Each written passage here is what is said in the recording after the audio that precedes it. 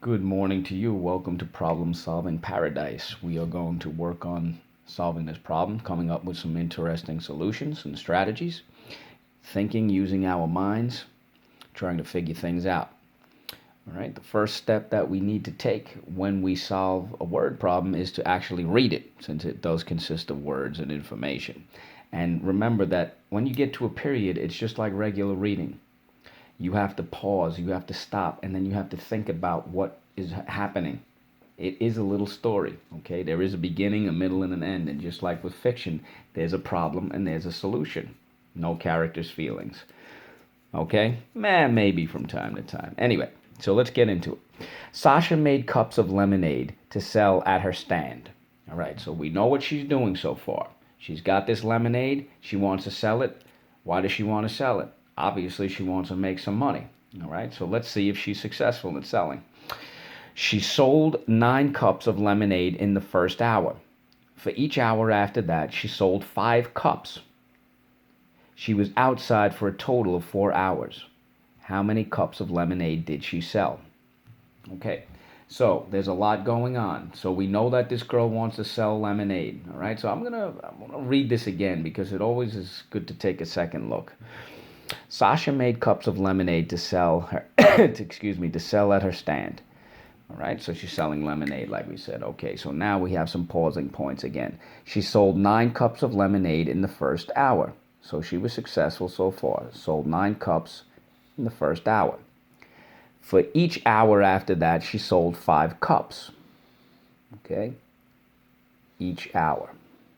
Okay, and this is going to be important because generally speaking, but again, not always, each either means we're going to multiply or divide. It depends on the question. But again, it doesn't always mean that you're going to do that. So don't totally rely on it. But it's pretty consistent. Okay, so if we know, reviewing, she sold 9 cups of lemonade in the first hour. That's pretty good. Each hour after that, she sold 5 cups. Okay, so now my question is, how many hours was she out there? All right, she was outside for a total of 4 hours. All right, so now they're asking you, how many cups of lemonade did she sell? Okay, so far we know that she sold 9 in the first hour, but we don't know how many cups she sold for the rest of the time, and that's what they're asking. But we do know that she sold it, she stayed out there, pardon me, for 4 hours.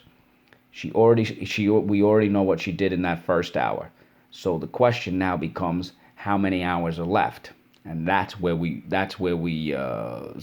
put all of our minds into it. So a good strategy to employ when you're talking about time would be, let's make a table, a timetable. You get it? Timetable.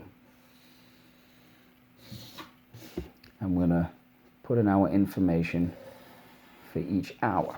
And it doesn't have to be perfect, but we do want to be organized. Okay. So, I have to extend one of the lines just a little bit. Okay. So, Sasha, you can give it a little title if you want. Sasha selling lemonade. I know some of you are probably nice and thirsty right now, okay? So again, let's go back to our information. Our first bit of information that we know is that she sold 9 cups of lemonade in the first hour, okay? So, first hour, 9 cups, first hour. And I'm going to separate it. But we don't know how many cups she sold each hour after that. But we do know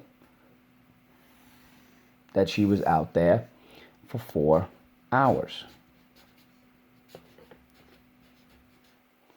We do know that, again, here's our information, right? Whoa, what just happened? She stayed out there for a total of 4 hours, right?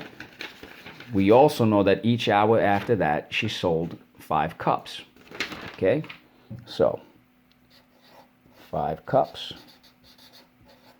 Second hour. 5 cups. for the third hour, and 5 cups for the fourth hour. Now, the rest is up to you how you're going to figure this out. However, two strategies